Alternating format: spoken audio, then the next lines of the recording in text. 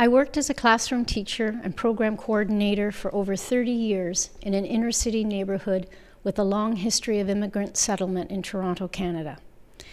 Named Cabbagetown in the 1800s and later renamed Regent Park since the 1950s, this community has always been a culturally and racially diverse neighborhood. There were two major events at the local public school where I worked, which became stepping stones to my later journey as a volunteer. The first was a storytelling project to celebrate family identities.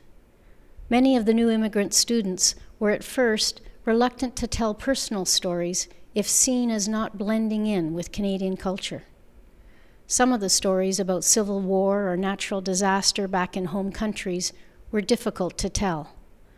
Some of the stories about living in Regent Park told of challenges and barriers faced by poverty and discrimination and were difficult to hear. I learned to become a story listener, giving affirmation that family stories were valued and needed to be heard if I, as a teacher, was to best engage each student in classroom learning.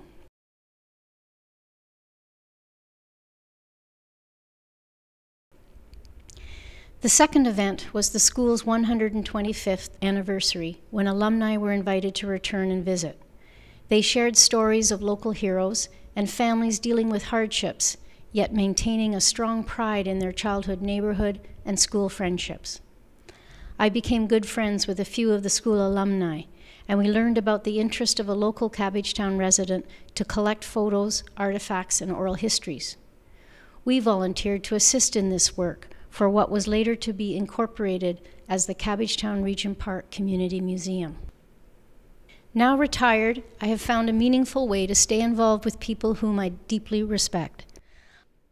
I listen for common threads in personal stories, and when, with the right questions, one story can lead to another. I continue to marvel at the resiliency highlighted in these stories. I appreciate the universality inherent in stories about family relationships and neighbors helping neighbors. And I see diversity not as a deficit, but recognized as a community strength.